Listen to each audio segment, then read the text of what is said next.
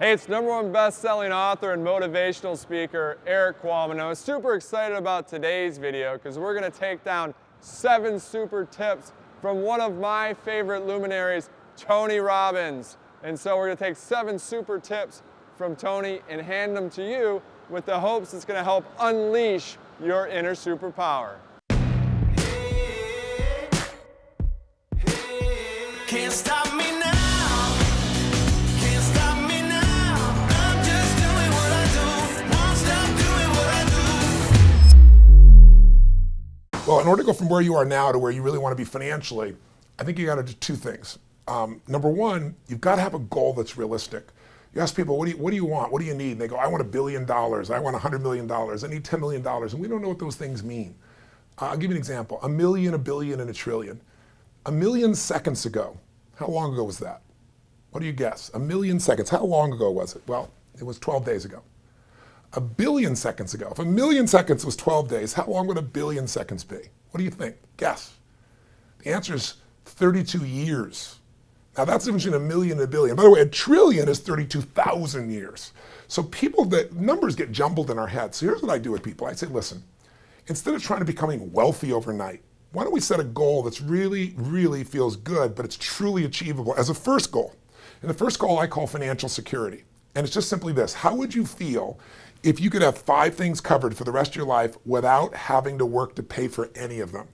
What if you could work the rest of your life, never have to work the rest of your life and have your mortgage paid forever? Never have to think about it? Done. How about all the utilities without working? How about all the food for your family without working? How about all your transportation costs without working? And how about your basic insurance? How would you feel if all 5 of those things are handled without working? Most people go, that would feel pretty damn good. You bet it would. But you know what's exciting? That number is about 60% less than what it takes to cover everything without working. And here's what I can tell you. I have friends that have made $800 million selling their companies. And within 6 months, they're looking to get back in the game.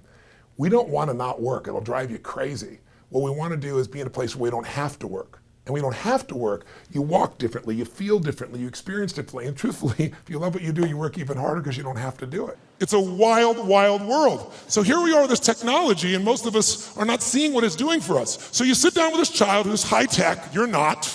Even the techies in this room aren't usually as gamers. I know there are plenty of gamers in the room, but there's plenty of not. And then what does the child do? The child says, oh, come on. You go, look, I'm not good at this. This is for you. Come on, uncle. Come on, auntie. Come on, mom. Come on, dad. It's my birthday, it's Christmas. They use the guilt approach, don't they? And what do you find? You finally break down. Okay. Now you should know you're being set up when they go, you go first. Right? And they go, look, it's really simple. You just shoot. You just shoot these guys and it all drops down and you think, okay, I'm gonna show this little bastard I can do a thing or two here, right? Take out the gun, you shoot, and you're dead in 2.3 seconds. Who's experienced this? Say aye. Now what happens to the child? And about 45 minutes later, you get your second turn. Am I right? And then you're really pissed. You're dedicated, you're devoted, you're focused. You're gonna take this thing out. You last 4 seconds and you're dead. Out of the side of the head. The kid, 45 minutes again. Who's had this experience? Say aye. Why does the child always win? Is it because they're faster? Is it because they're smarter? Is it because they're stronger? No, it's because they played this game before. As a result, they have the secret to success. They know the road ahead. And if you know the road ahead, you have an incredible power called anticipation. Anticipation is the ultimate advantage. See, winners, leaders anticipate, losers react. The reason you get beat is you don't know where things are happening, so you're reacting. Reaction is always stressful. And yet so much of our life is predictable if we just were to study it, not be caught up in our day-to-day. It's predictable the challenges you're gonna have in your relationships, or with your kids, or with your body, or with your job, or with your economics, or with your mother-in-law or father-in-law. These are predictable. And if you were to anticipate these things and put a strategy in place, you could take it all out and have the quality of life that you deserve. In business, it's everything. Those that anticipate, those that lead, and then there's those that follow. The followers are the reactionaries. So what I was saying is I have this deal with myself called priming. Every day I say, look, you got to have 10 minutes for yourself. If you don't have 10 minutes for yourself, you don't have a life. And I'm not going to hope I feel good. I just got back 6 countries in 12 days. I was in India 2 days ago. Wow. And I woke up here wanting, like, feeling like somebody ran me over with a truck. But you got yourself psyched up. But the way I did it is I do this process. And it's 10 minutes. I put some music on. I do this massive change in my breathing, so it radically changes the way I feel.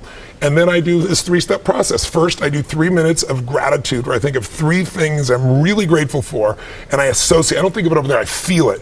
And the reason is, when you're grateful, you can't be worried. You can't be fearful. When you're grateful, you can't be angry. And anger and fear are what screw people up most in their relationships, in their life, in their business.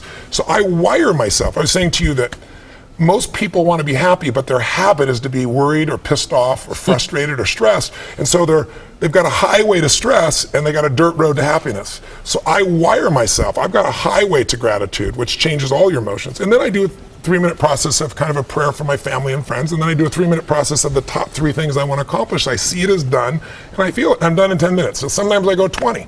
But my deal is 10, so there's no excuse not to do it. You know what? I think it's a great way to kind of set the tone for the day. It does. It changes. Listen, we've all had times when you snapped at somebody and you felt bad because it wasn't them, it was the state you're in, right? Well, there's no excuse for that. If you prime yourself, you set yourself up. They've done studies where they go to people and they have a man walk up to you and say, could you hold this for me? He hands you a cup of coffee. It's an actor. And then he takes some out of his pocket, then he takes it back and says, thank you. 100 people, they do it with iced coffee. 100 people do it with hot coffee. 45 minutes later, another actor comes by and says, listen, we're doing this little test. For $5, would you read this 3 paragraphs and answer 3 questions? Most people say yes. It's a little story. The questions are about the character. What's the character like? 80% of the people that got iced coffee say the person is cold and mean. Wow. 81% of the people that got hot coffee say the person is warm and gentle or nice. That's how much we can be primed by our environment. We think we're just feeling what we're feeling, but our environment, if we don't take control of our environment, it takes control of us. The number one thing that's going to change your life, the only thing that will change your life, change your business, change your money, change your relationship, is you must raise your standard. Now, I know that sounds boring, stupid, basic, but it's the truth. The only thing that changes our life long term is when we raise our standards. What does that mean? That sounds so boring and dumb. It means that all of us in life have things we want. We don't get what we want. We get what we have to have. Remember I said earlier, we all get what we tolerate in ourselves and other people. But when you're no longer willing to tolerate something, that's when your life changes. The difference in people is their standards, period. The difference in people is their standards, period. And what do I mean by standards? Everyone in the world has a list of things they think they should do. I should lose weight. I should work out. I should spend more time with my kids. I should work harder. I should make more calls. I should. And then you know what? People don't do their shoulds and they get mad at themselves and they what I call should all over themselves. They beat themselves up about it. What changes people is when your should becomes a must. When suddenly the thing you said should happen has to happen. That's when human beings change. It's like if you want to take the island and you're the head of the army and you want to take the island, the most powerful way to take the island is burn the boats. Because if there's no way to go back, it's amazing what happens when it's a must to do something versus a should. That's what makes human beings succeed. If you find your passion, you're going to have this tremendous energy. It's sustainable energy. But momentum requires you always do the next thing to keep the momentum going. And the reason you get yourself in a passionate place is so that you change your life, and the only thing that changes your life is making a decision. So while you're in this passionate state, that's where you make decisions. You don't make decisions when you're like, oh, I don't know, what do you think? All right, let's decide. If you make a decision in a state without momentum, if you make a decision from a place where there's no passion, you are not going to get momentum. It'll kill momentum. It's decide, commit, and resolve. Some of you, in the past, you've gotten momentum, you've gotten passionate, you've even made a decision, but a decision is the first step. Decision is like a war. I gotta do this or that. All right, I'm gonna make myself do this. But commitment is when you now, after you've decided, you commit to do this for the long term. Whether it's hard or easy, doesn't matter. You're doing this. It takes it from this moment and it carries it into the future even when things are difficult. And the third state is resolve. Resolve means it's done. It's like, it doesn't even if you took action, it's done inside you, so it's done out there. There's no question whatsoever. Then once you decide, the only way the commitment and the energy and the momentum continues is if you take immediate, massive what, my friends? Massive what? Write down in your notes, massive action is the cure-all. Massive action is the cure-all. If you're having a difficult time with something, your relationship isn't where you want it to be, your finances are not where you want to be, your body's not where you want to be, your business is not where you want to be, you need to take massive action. And if that doesn't work, try something else. If that doesn't work, try something else. Keep going with massive action and you will find the way because it will give you momentum. Success without fulfillment is the ultimate failure. Who's with me on this? Right? You make everybody else feel great. I mean, it's a horrible example. I hate it, but we all know an extraordinary spirit that took his own life just recently, probably lit up more human beings than almost anybody alive when it comes to humor and joy. He made everybody else feel happy but himself. It's sad. You don't want that to be you. If there's any gift he can give besides his joy, is the evidence of what you don't want to move towards. Nobody in this room is going to move towards that, but we do it at a little level. We die a little bit along the way by giving up what we really desire and believe in. And my goal is to make sure, see if we can wake that up. So, and by the way, fulfillment is as unique as there are people. Achievement, there's laws, right? You do this, money, there are laws. Your body, there's laws. We all have biochemical, special, unique identities, but there's certain fundamentals. If you do them in mass, you're going to be overweight. If you do them differently, you're going to be fit and strong. Same thing with money. But fulfillment is as unique as art.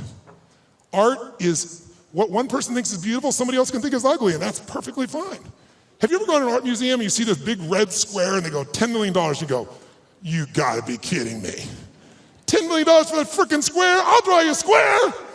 But someone else, no, look at the texture, the taste, the flavor, I can taste the paint from here. They have a different way of being fulfilled, right?